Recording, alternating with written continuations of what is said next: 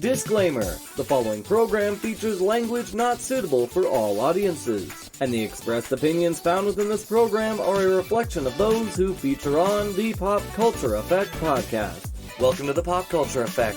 I'm Rockin' Rob, and on this show, I bring my closest friends together to talk about all the news happening in our pop culture world around us. Rob from the Editor's Dimension here with an exciting announcement. Starting today, we'll be featuring our episodes on YouTube 1 week early, so make sure to check our channel to get early access to all our content.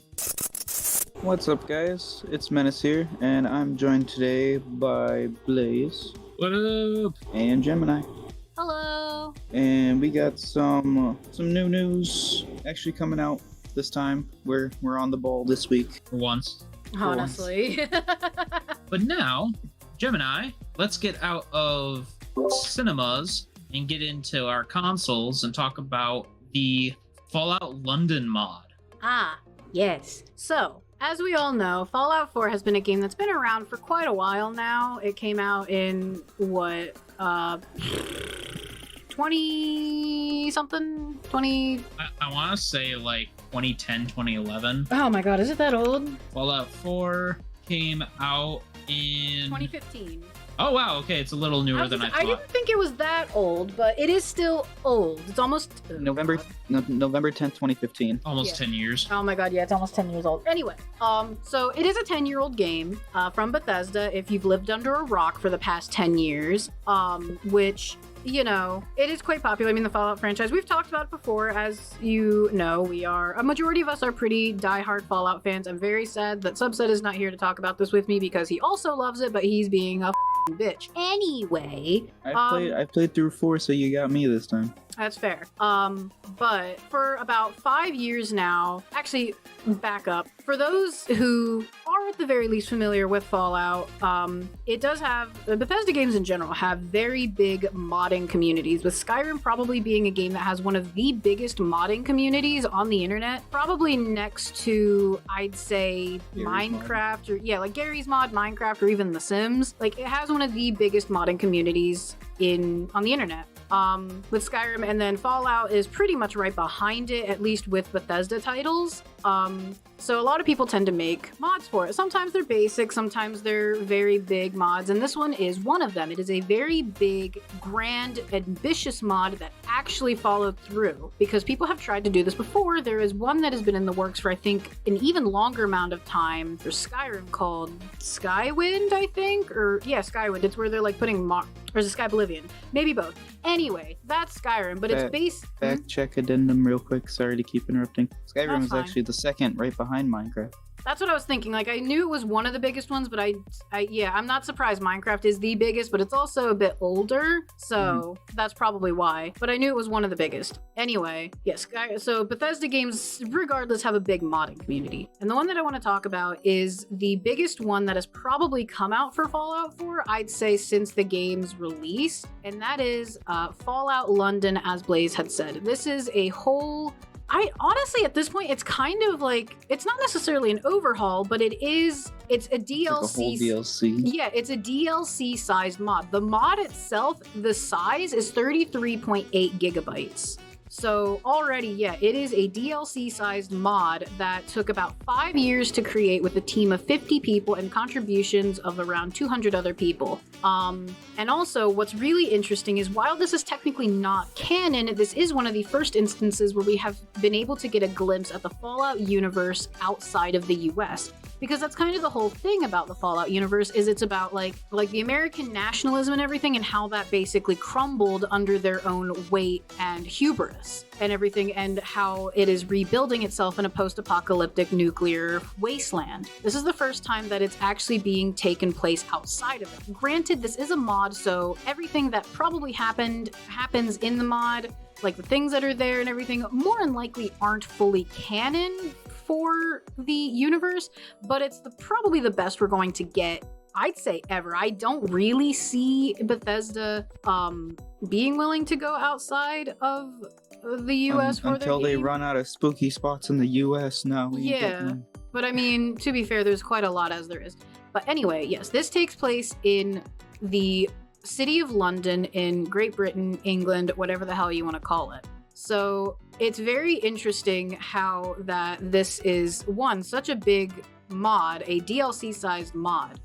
It is completely free, as mods should be, which is very nice. It is available for free to download on GOG, and all you really need is either the Game of the Year edition, or at the very least the base game, I think. It gets a little bit more fucky when you have, I think, the Steam edition. You have to do something. You have to fiddle with it, because I was planning on playing this before we recorded, but my smooth pebble brain could not figure out how the to do, because for Steam edition you have to like roll it back to one of the previous versions. I think before the next gen alpha update, or next gen graphic update. That's what they said if you had the Steam edition, and my smooth pebble brain could not figure that shit out. That was too much work for me, so I didn't get a chance to play it yet. Maybe I will.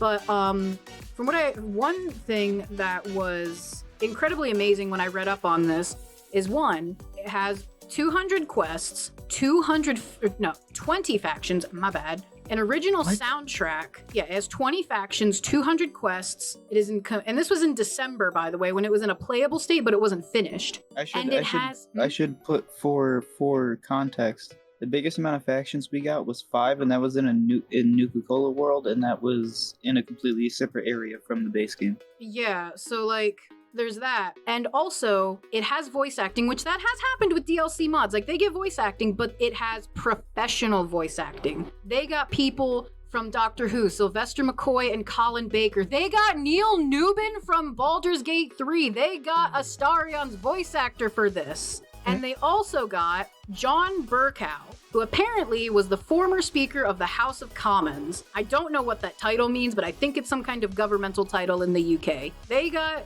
professional voice actors. And who held the literal titles. Yeah, like, what? Hold on. Who the is this?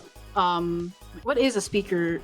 Like, who is? I'm doing a quick fact check to see who the this individual. Like, yeah, they got a British politician to voice in this mod. How, I don't know. Like, I'm already astonished that they got Astarion's voice actor and like 2 Doctor Who actors, but they got a legitimate parliamentary British politician. Like, that is quite insane for a mod to happen. Who knows? Maybe they're a fan of the Fallout series. They're like, yeah, we're doing a mod based in London. You wanna hop in? Maybe. I mean, I don't know shit about this dude. I should have realized Speaker of the House was something along those lines, because the US has a Speaker of the House. I don't know if Canada does. I don't know shit about it. I barely know anything about American politics, let alone foreign politics. I do kind of want to do a quick, like if they have personal life. I'm just quick, like, reading up on this dude's personal life. Well, I don't know. It doesn't say. Anyway. Were you trying to find if he was a fan of Fallout? Yeah, I was trying to see if he was a gamer. But anyway, yeah, at one point it did say, like, the mod was in trouble when they had the next gen update, which I think that was why the Steam edition has some issues with it, and you kind of have to do a rollback for it and all that. But regardless, I am more astonished over the fact of how far this mod has come, because I remember hearing about it a couple years ago. I'm like, oh, that seems interesting, but I didn't really give much thought to it, because I was thinking it was going to be something where they work on it for a while and then they eventually just kind of abandon it, because as amazing as it is to think of like these, either like with the Skyrim ones where it's like they're trying to make like a whole new, like, you know, Oblivion or Morrowind in Skyrim, or just these massive mods that pretty much add like heap loads of content, a whole new map and everything. Wasn't there one for Skyrim where you could go back, or one being maybe where you can go back and visit the old continent? That was Skyblivion. Yeah, Skyblivion. But like, you know, as nice as those seem on paper for like from a consumer aspect, the actual work and effort to put in to make these things a lot of times is a lot bigger of a project that people don't realize until they've already committed to it. And then like sometimes they barely even get it off the ground. Sometimes they're worked on for a couple years, and then, you know, life happens. It's possible that the people who are making these mods either just can't continue to do this, whether support reasons, you know, life happens.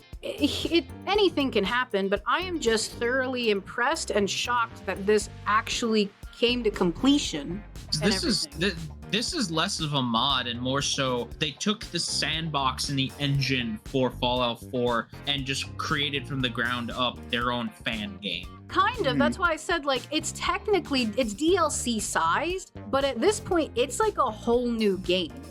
Because I haven't played it. I haven't really watched anything about it because I do eventually want to play this and I want to have a fresh experience with it. So I'm just going to naturally assume it is, like, as you said, a build up new game from the ground up. And you probably more than likely play as a survivor, a British survivor in, you know, the post-apocalyptic nuclear wasteland of London. And I think that's just very interesting because, yeah, we know, like, I'd like to see more places in the US that have been affected by the nuclear fallout and everything, but I want to know what the rest of the world is like. The most we have ever gotten about what the rest of the world has turned out is through implications from a couple characters. For China, I think it's, like, kind of implied that it's not that, like, I think throughout the games, it's been implied that the United States fared the best out of all of them, weirdly enough. Probably because of Vault Tech and everything, even though they're evil. But I think it's been implied that the United States fared the best when it came to the apocalypse, while the rest of the countries pretty much crumbled. I mean, they all crumbled, but, like, the rest of them didn't do too well. And then for the UK, I believe the only instance we've had of how it's like over there was a character in Fallout 3 called Colin Moriarty. He was like a Irish-Scottish barman that you interacted with early on in the game. And I think he kind of implies that he immigrated over from there over to the US. I don't know how the you do that in a nuclear wasteland where there's not a lot of things to power things and all that. I highly doubt there's, well, I don't know. I mean, they never state how he got over, but it's implied that he did. And, like, things over there are really bad versus in the US. Granted, that could be a nod at how that's how things are in modern day, where people go to the US because they feel that there are better opportunities versus their home country. So maybe that's he's maybe kind of a nod to that type of, I don't want to say, to that phenomenon that happened, you know? I feel like lately, though, people are trying to get out of the US for that reason now. Yeah, it's kind of like a, you know, hit or miss, but that's not something we want to talk about because that's a whole hot button topic that we don't ever need to talk about. Nope. Moving on swiftly. Moving on from that.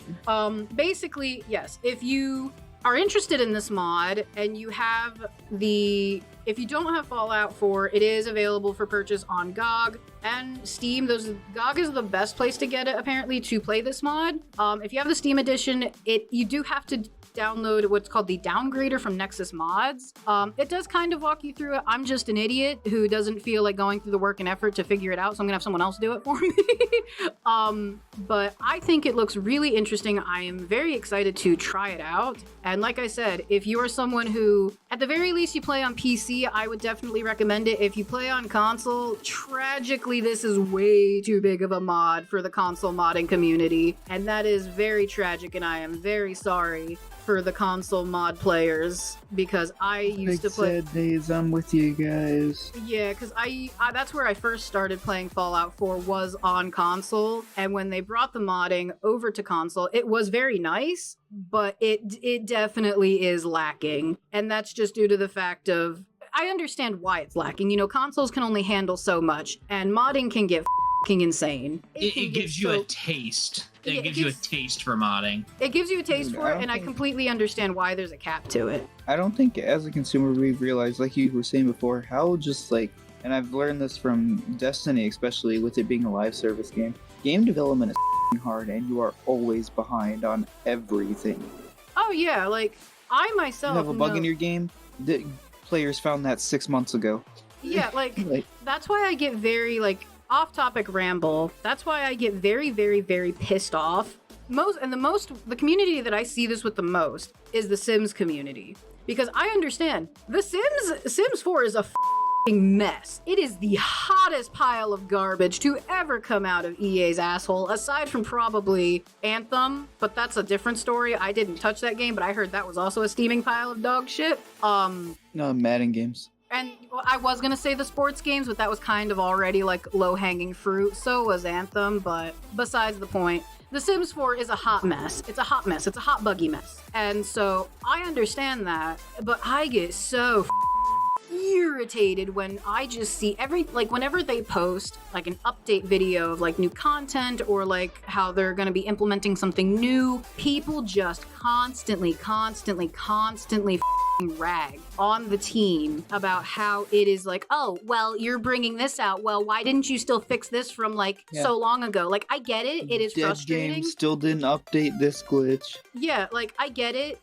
You are paying money for this. It is a very broken game. I understand it is very, very frustrating. And to the people who have ended up stopped buying the Sims 4's content and have stopped playing it, perfectly within their right to do so, and more power to them. If they are just like, you know what, I used to really like this, but I'm done. Like, I can't. I get that. But it's the people who still like, and I'm one of them in the sense of like where I still keep buying the shit and playing. I just bought the new expansion pack because I am a but that's besides the point. But the people who still continue to buy it and then will then turn around and say, wow, this is a shit game. Why don't you guys ever fix your game? Do better. It's like, dude, just these are people too. And do you know how to fix a game? Like, do you know how to go and like game design and everything? I don't want to put in the patch? Yeah, do you want to do it? Like, clearly, because someone isn't doing it, and I don't think it's gonna be you. How much of your money do you think Andrew Wilson owns? A lot. But like, that is very irritating when you see like people who do nothing but bitch and moan. Like, I get it. It is nice to let them know that there have been bugs found in the games because you think that's what QA testers are for, but you know, some bugs are so like they're very random and they'll just appear, or you know, it's, you know, everyone's game is technically different and some people will encounter certain bugs while others won't. You know, it's just when people continuously don't shut the up about it is where it's just like, dude, game design's difficult. Like, coding is difficult. I know, I don't even remember how to do basic HTML coding that I learned in high school. I can't even imagine the coding that it takes to make a functioning game. Right, and by the time it goes through the pipeline of social media, it could be saying that you need to fix something that isn't even the main issue.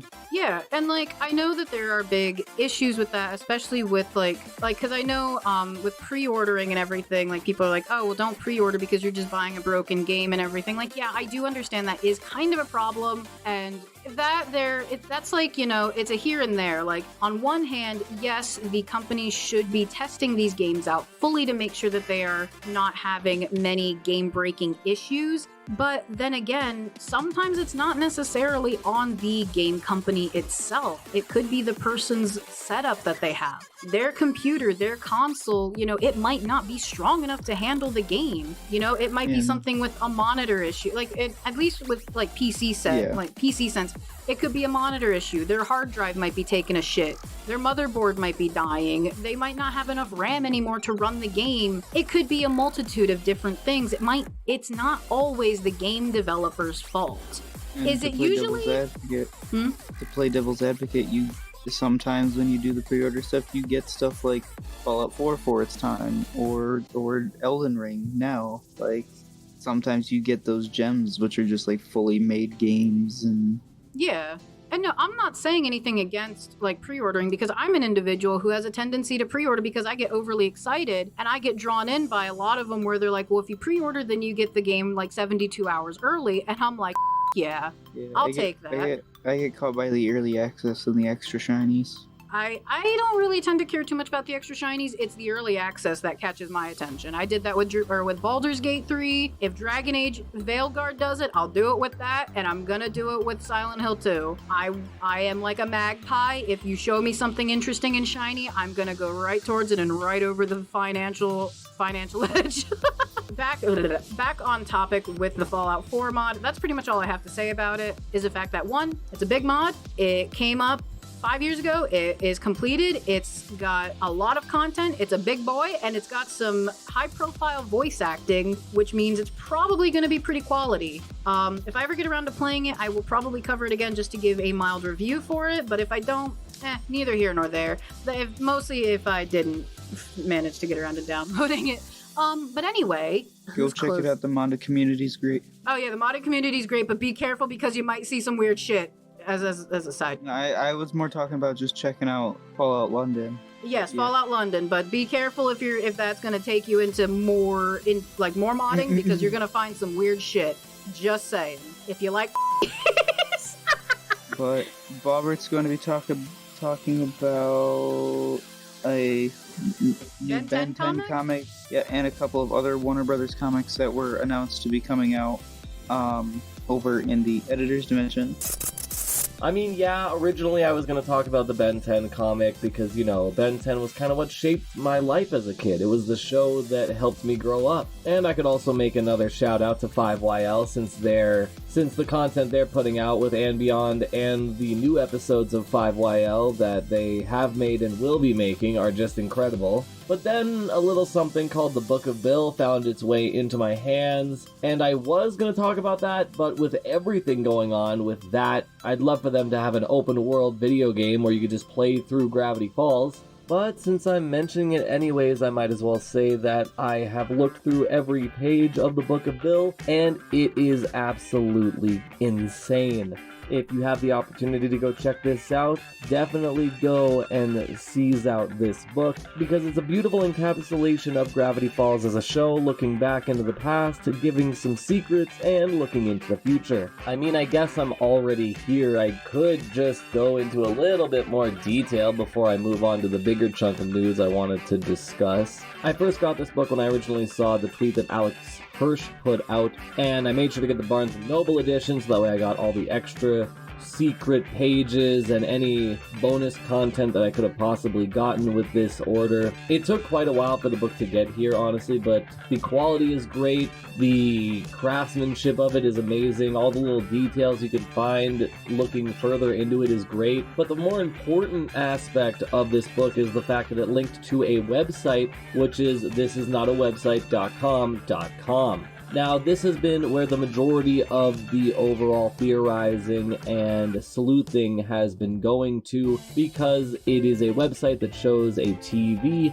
in what I assume is the Mystery Shack. I'm not quite sure, but you could enter a plethora of codes. I think there's like 300 codes so far that have been found, or maybe that's just with the book combined. But yeah, there is plenty of secrets to find on this website, and yeah, I am honestly blown away that this has gotten to this point, because, you know, it all started when a MatPat theorizer once talked about just a random statue that somebody found of Bill Cipher.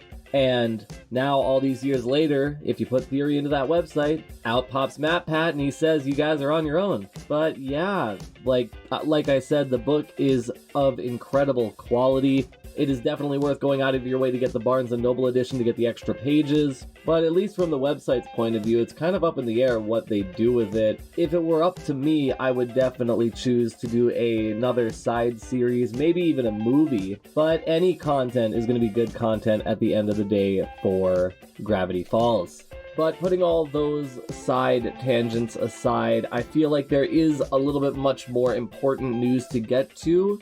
So I'll wait for the Ben 10 comic to drop, and I'll wait for the Gravity Falls series or video game to come out to talk about it. But right now, I want to talk about all of the announcements that happened at Disney's latest D23 event, which is kind of their version of Comic-Con. Now, so much got announced here. It was actually crazy how many different projects were announced across Star Wars, Marvel, and Disney and Pixar as a whole. Now, we got plenty to go through, a large portion of that being remasters or sequels, but there are a few original ideas that I do want to mention. We're gonna get a Hoppers animated movie, and we're finally gonna get Elio. Now, I've seen a little bit on both these movies, and they look unique in their own way, but it's clear as to why Disney and Pixar are putting so much time and effort into remasters right now, because that's where the money is. Speaking of which, we've got the Moana 2 trailer that dropped.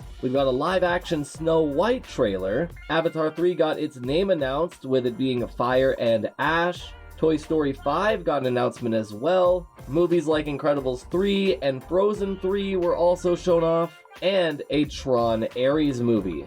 Now, Moana 2, I'm a little bit more hesitant because it is the newer release, and in the same vein as Moana 2, I can't really get mad at Zootopia 2, seeing as it's the first sequel of a new franchise as well, and also I really do have fond memories of Zootopia, but I didn't really watch the side series, Zootopia Plus. But with the live-action Snow White, Avatar 3, Incredibles 3, Toy Story 5, Frozen 3, it's like, can we please have these series die? Especially with Toy Story 5, because apparently it's going to be iPads versus toys. And then I have to ask, how has nobody found out that toys are real if there is iPads? Now, the other two interesting reveals that they had were two series on Disney+. One is Dream Productions, which is going to be a series in between Inside Out 1 and 2, which I'm really looking forward to because dreams are always really cool, and there's no telling what kind of creative level they could go to with that kind of series, especially with the fact it can be extended to multiple seasons. But the other one that I think is going to be a little bit more of a shorter one is Win or Lose. This is going to be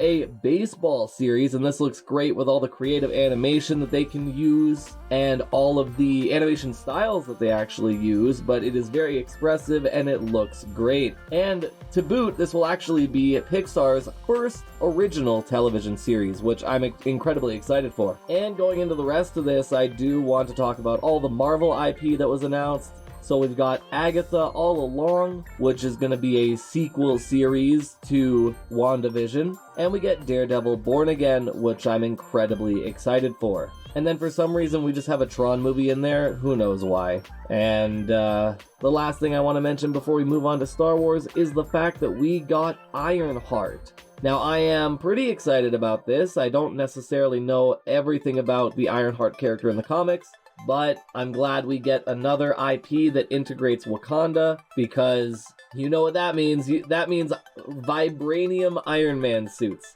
and that is going to be awesome. And you know, we kind of needed an Iron Man replacement now that Robert Downey Jr. is a little busy being Doctor Doom. But yeah, they also revealed quite a bit of Star Wars information. So the majority of what we got was an Andor Season 2 announcement, a Star Wars Skeleton Crew movie trailer, and we got Mandalorian and Grogu being announced, which you knew that was going to happen with how popular the Mandalorian got and how popular Grogu was as a character. Now, before I end things off, there is one other thing I need to mention, because God is dead, this world has gone to ruin, because Lilo and Stitch is going to be in live action, and they actually showed off a CGI Stitch, and hoo boy, this is going to be an interesting ride. I really don't know how they're gonna do it. I really hope it comes out half decent, but you know, why? That was the one thing that I didn't want them to touch, and they got their corporate greedy hands on it. But you know, you gotta introduce the old series to the new generation, and what better way to do it with a live-action CGI mesh? I don't even know what to say about this, really. Like, I just hope it does well. I mean, at least we have the original series line of movies and the anime to go back to, so I'll always have that to look on fondly. So that's all the announcements that happened on Disney's D23 event, and yeah, it was just a lot of announcements and remasters and a lot of stuff we've already seen with very few original ideas. But yeah, that's all the announcements that came out from Disney's D23 event, and I just really hope they don't ruin my boy Stitch. And now I think it's time for me to send it back to my friends to end this week's episode. That is all from us. I would like to thank everybody for coming out here, Blaze. Fun times, fun times. And Gemini. A pleasure as always. And if you are watching this on YouTube, make sure to like, comment, and subscribe. And if you are watching this on CGSW, make sure to go check out the other shows we got over on the site or on the station, whichever you are listening to. And we shall see you in the next one. Bye! Bye. Bye-bye.